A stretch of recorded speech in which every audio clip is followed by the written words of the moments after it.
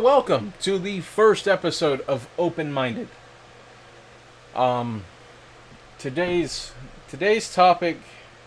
So, I'm gonna be real honest with you. I've recorded this once before, but the video file got messed up and saved wrong.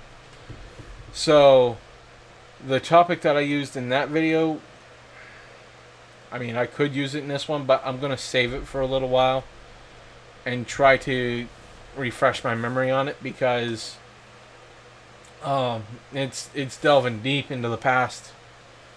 So we're gonna let that slide over, and I'm gonna touch on some more recent stuff instead of going back there. So today it's about the world of wrestling, more preferably WWE. So, as everyone knows, we're a week, I think. At the time of this recording, we're a week removed. A little more over a week removed. Almost 2 weeks over. Almost 2 weeks removed. There we go. I know my calendar times. Almost 2 weeks removed from SummerSlam. And I want to talk about a certain aspect of SummerSlam, but I'm going to go a little bit into this. So, my thoughts on SummerSlam. I thought it was awesome. I thought it was pretty good. One match in particular that stood out to me was the Fiend versus Finn Balor match. Had to think for a while. So you can ask Seth this. I am a big advocate for Bray Wyatt. Like, if we could have more Bray Wyatt, that would be awesome. But that would also ruin Bray Wyatt, because I feel like the WWE learned their mistake when they said, hey, everyone likes this Bray Wyatt guy, let's put him on TV more. And that kind of ruined it. Not necessarily in a bad way, but not in a good way either. Because that overexposure for him just hurt. Because it took I'm the cult leader, you have to listen to the words I say. I don't know what type of accent that was. But it takes that cult leader aspect and it just drives it to the ground. And now I think WWE learned from it and said, alright, we'll let this guy go on his own. And I, for one, absolutely love the Fiend gimmick. And I, for one, absolutely hate the fact that WWE is probably going to have to censor this character. So, what you might be saying to yourself, what do you mean censor? Well, if you were paying attention during SummerSlam, he had come out with a lantern, and the lantern wasn't just any lantern, it was molded to look like Bray Wyatt's head, to further cement that the Fiend is a completely different entity than Bray Wyatt, even though it's the same guy. But it cemented I am someone completely different. Don't listen to the words of a fool and Bray Wyatt. Listen to the Fiend. Just let me in. So, to me, his entrance and everything about him is just awesome. If I could borrow from The Miz. Awesome. And so when it was time for them to start posting highlights and entrance videos from SummerSlam, they released all 3 minutes of his entrance, the entire thing from start to end. And what sucked was somewhere in the PR department of the WWE, they said, "Hey, we can't really show this on YouTube because it's what do we say? It's very offensive, and I'm only speculating on the conversation they had with the PR department. So, if you noticed on YouTube for the WWE's website or channel, they said, "Hey, throw out his entrance, get everyone interested." And about it was a while, about maybe 4 or 5 hours later, they took it down and put it back up, but this time a 33-second video. And it made sure not to show the lantern, which was a pretty awesome aspect. And if you could hear the crowd, which I mean, most cameras they have pick up the crowd audience, they were chanting, "That was awesome." Or no, not that was awesome. I'm sorry, I got ahead of myself. They were chanting that the entrance just said, they're just like, "Holy shit!" And that's what I was like. I was like, "Holy shit! What did I just see?" I just saw awesomeness spewed about my TV, and it was, God, I loved it. I was smiling like an absolute idiot while he was coming out. I was like, yeah! So, I think this was the wake-up call that WWE, and Vince McMahon more importantly, I think this was the wake-up call they needed to say, hey, if we give our talent creative freedom, to a degree, because they're a publicly traded company, so to a degree, if they can give them creative freedom, then we can get awesome things back into the WWE, like the Fiend. And who's to say that they can't give Finn Balor that creative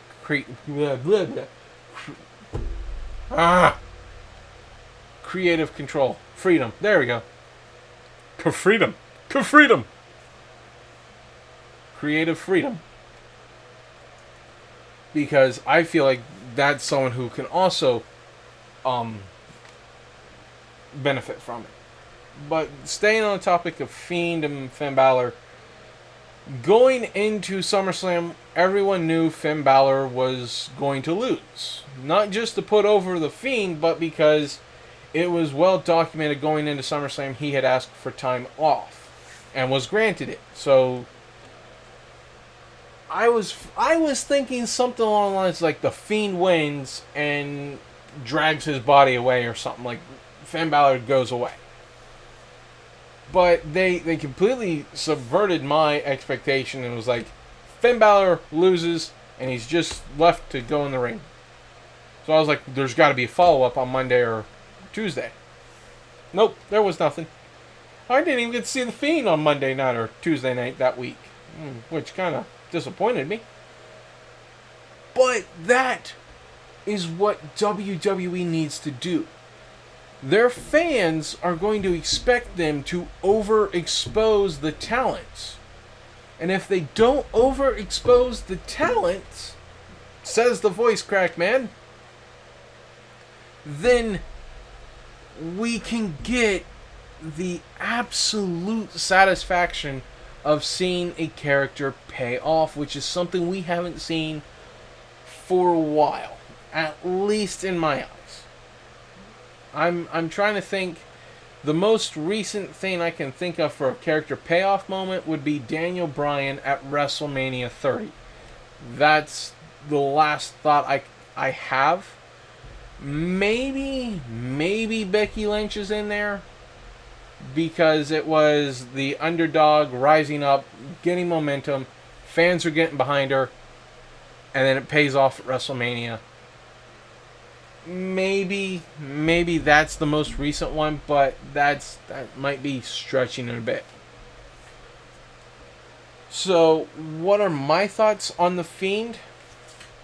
Absolutely love it. I just wish the WWE will do it right.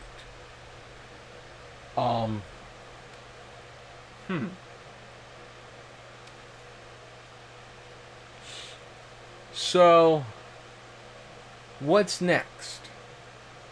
He attacked Jerry the King Lawler this past week. He's beaten Finn Balor. Seth and I have talked about this, and I wish I could get Seth on a call right now. But maybe he can upload his side of open-minded and talk about it on his perspective.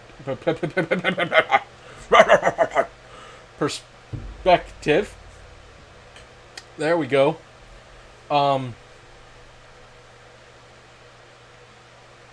I would like to see, because in his mind he wants Aleister Black versus Bray Wyatt. There we go. Had the wrong F word on my mind. I was thinking Fiend, and my brain said Finn. Fiend, Finn. Fiend, Finn. You understand. So, he wants Aleister Black versus The Fiend at WrestleMania, and I think it's just too soon for that. Because Aleister Black, he's been sort of being built up as like, I will take on all challengers and everything. But Bray Wyatt, he just... the one match isn't enough to cement The Fiend. I don't think. I want... So here's my thought process for it now. You have The Fiend attack random people. And going into the big pay-per-views like Survivor Series, Royal Rumble, and then WrestleMania, I think that's all we have left because, yeah. So, with those three in mind, have him go after Roman Reigns. Have him go after not necessarily Roman Reigns. I should reiterate that. Have him go after like John Cena at Survivor Series. Have him go after Daniel Bryan. Have him go after these guys that he's had matches with, because he said in the Firefly Funhouse segments, The Fiend never forgets. It's not Bray Wyatt attacking these guys, because Bray Wyatt has made amends and he said, I forgive you. It's The Fiend. The Fiend is the one that won't forget, so it's The Fiend that's going to go out and get revenge. So, my thought process is the first WrestleMania needs to be The Undertaker he goes up against. Because it submits, because everyone knows Undertaker's not going to lose at WrestleMania. And if he does, it's got to be for the right reason. I refuse to this day to believe that Undertaker and Brock Lesnar were supposed to break the streak on that night. I still refuse to believe that. But it happened. It's in the past. But I refuse to believe that, and so technically Roman Reigns should have been the one to break it, but given his stature in with the fans, I'm glad he wasn't. But I feel like if The Fiend was around at WrestleMania 30 and Vince gave Undertaker Bray Wyatt, I feel like they would have made Bray Wyatt break the streak. So it should be, in all fairness, The Fiend goes out and starts, because he's already attacking legends, so he should start attacking legends that have something to do with Undertaker. And then Bray Wyatt goes on and he goes, I don't know what has come over The Fiend. He just is rampant at this time of year, and it gets even worse when people who seem to have a connection to the Undertaker, or don't even bring up his name, just bring up something that makes fans go, is he talking about the Undertaker? Just have him bring something up like that, and maybe I should be looking this way, not this way.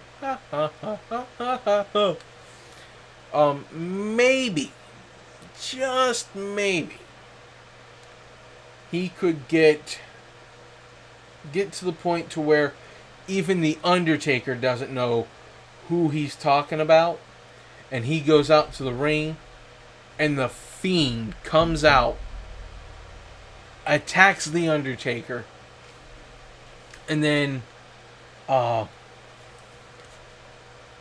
Wyatt comes back on screen. He goes, "That's it! It's you, Undertaker! That's what the Fiend wants! He wants you at WrestleMania." And then have Undertaker answer in the next week or so, "Your Fiend is making a terrible mistake, because I will ensure he rests in peace," or something along those lines. Make it interesting. And then have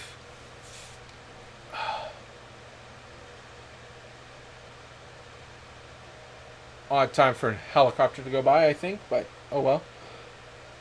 But then have sorry, it's really warm in this room. But then have Bray Wyatt and Undertaker fight at WrestleMania and give Bray Wyatt the win he needed at WrestleMania 31 to avenge the loss at WrestleMania 30. Because Undertaker already avenged his loss at WrestleMania 30 against Bray Wyatt, so now it should be Bray Wyatt's turn to get a win over The Undertaker.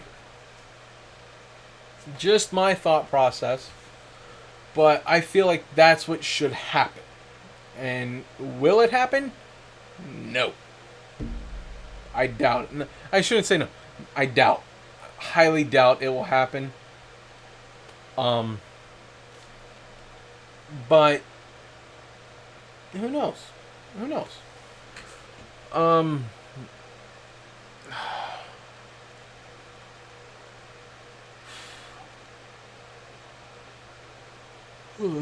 sorry. It's not really late, but it's just really warm in this room. I'd like to see Bray Wyatt get the wins he needs back, but it needs to be on stages that it should matter. John Cena should put Wyatt over at Survivor Series. He should attack not really up and comers, but he should attack people he's lost to, like Seth Rollins, Roman Reigns. Of course, Dean Ambrose isn't in the WWE anymore, but start going after those guys that he's lost, and then at WrestleMania go against The Undertaker and avenge that loss. And then for the build up to the next big pay-per-view, which I think they have now made Money in the Bank the 5th one instead of Big 4, Big 5, have him start going after more losses that he should have had back, like Daniel Bryan and Randy Orton and so on and so forth. And then at that point, Aleister Black should be built up just right, and then maybe, not a guarantee, but maybe we could have a title match, whether it be for the Intercontinental, United States, WWE, or Universal, depending on the plans that they want to do. They could have a title match. And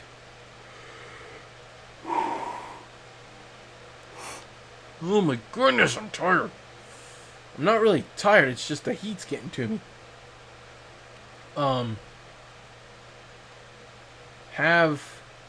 Have them fight at WrestleMania for that. Do I want Aleister Black to win? Yeah, he's an up-and-coming talent that deserves it. But I almost said Finn Balor again, damn it. But the Demon... the Fiend... the Fiend... Bray Wyatt...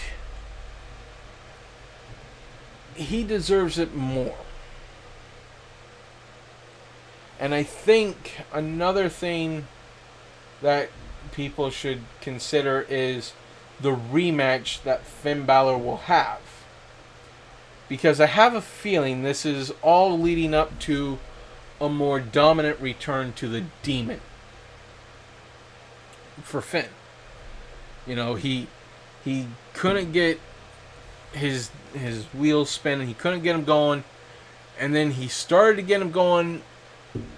Bray Wyatt came out, challenged him. He challenged back and lost. And that should be like, maybe I should go back. And I would like to see Demon versus Fiend, but I don't think the Fiend or the Demon should suffer a loss at this point. It's highly rumored. I don't know if it's really confirmed. Vince absolutely loves the Demon and wants to protect it. And rightfully so. And by protecting it, he wants it to be undefeated. Now look at the reception the Fiend got for Bray Wyatt. It almost rivals that of the Demon, and I feel like that should be protected too. And they're doing it just a little bit right. They're doing it so that he doesn't get overexposed and ruins any storyline or gimmick things about him. And Seth sent me a video from WWE's YouTube page called Superstar Ghost Stories. And it was Bray Wyatt, and he was talking, and it was back in his cult leader days, where he had the Wyatt family and such, and you could tell, because he wasn't just bringing up Sister Abigail, but he was saying brothers and this and that. This was recorded in 2015, 4 years prior to The Fiend. If Bray Wyatt sat on this idea for 4 years, well, that's amazing. But I think WWE should let him get more creative. And I threw out this possible idea for him during SummerSlam when I asked Seth. I said, Seth, do you think with everyone he beats, the Lantern becomes their head? Because that would be awesome. Don't let it just be Bray Wyatt's head. Let it be Finn Balor's head next. Let it be Roman Reigns. Undertaker would be the statement he needs. And I feel like that's what should happen. But hey, I'm just opening my mind to you guys. So I want you guys to open your minds to me. And I hope Seth opens his mind and does his own take on this. Because it's about almost 30 minutes long. And it's almost at that time. Comment down below your thoughts on The Fiend. What are your speculations as to what they plan to do? And do you think they're going to censor The Fiend going forward? Do you think that he's just going to have a regular lantern, or if it's going to be this awesome head lantern that I hope follows my idea? Like the video. If you like the video, press the like button. There we go. Brain starting to turn now. Subscribe if you haven't subscribed already. Ring the bell notification so you can get notified when we upload, because we're going to go back on an uploading schedule.